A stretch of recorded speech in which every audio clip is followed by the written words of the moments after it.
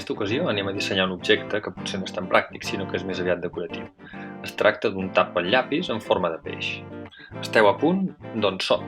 Inicialment anem a utilitzar el torus, que ve a ser com el que en diem un dònut, per fer els que seran els llavis de la part de baix. Anem a canviar una mica aquestes característiques lleugerament, 8 de radi, i el tub que fa referència al dònut en si li posarem 3 mil·límetres. Els costats els posarem al màxim i canviarem les mides perquè tingui un 18 per 18. Exacte. I això seran els llavis del nostre peix. Anem a fer el cos. Per fer el cos ja havíem utilitzat l'esfera. L'única cosa que farem serà canviar-li l'alçada i li donarem 35 mil·límetres d'alçada. Ara vaig a centrar aquests dos elements. Recordeu que utilitzem l'eina de linear en aquests dos eixos d'aquí. I ara ja tinc el cos del meu peix. Anem a utilitzar-li ara. Hauríem d'utilitzar de fer-li els ulls i les aletes, però potser no m'acabaria de quedar del tot centrat. Per això el que vaig a fer primer és el forat per on posaré el llapis.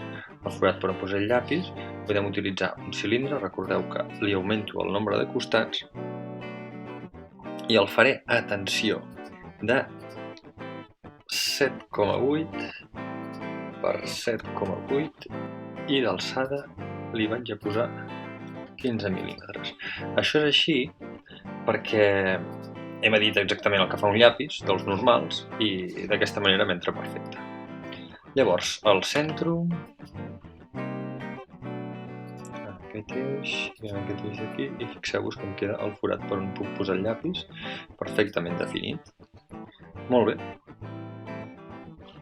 Llavors ho agrupo tot per tal de tallar-ho i fixeu-vos que per la part de sota ja m'ha quedat el foradet perfectament fet.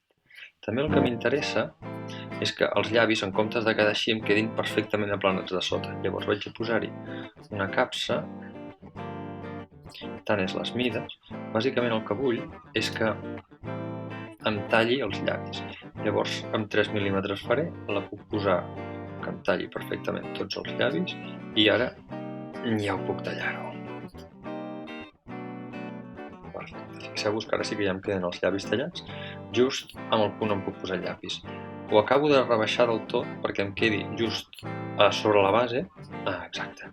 I ara ja vaig a fer-li els ulls. Per fer els ulls, recordeu que agafem esferes i que en aquest cas els faré de 6 mil·límetres per 6 mil·límetres per 6 mil·límetres.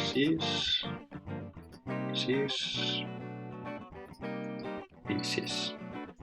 I aquests ulls, tinguent en compte que la nostra base fa uns 20 per 20, doncs el vaig a centrar perfectament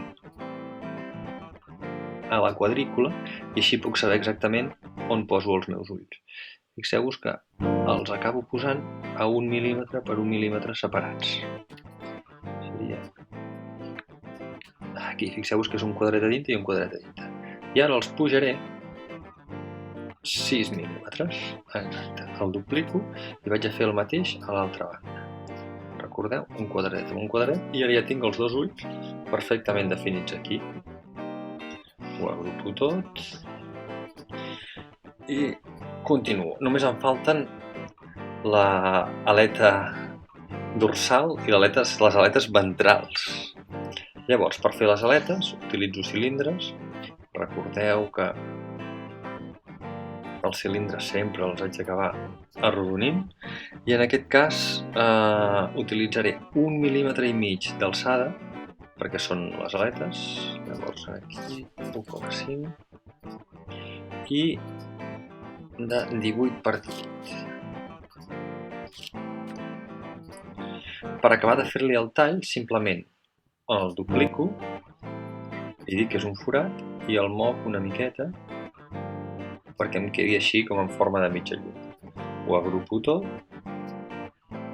i faig el tall. Perfecte.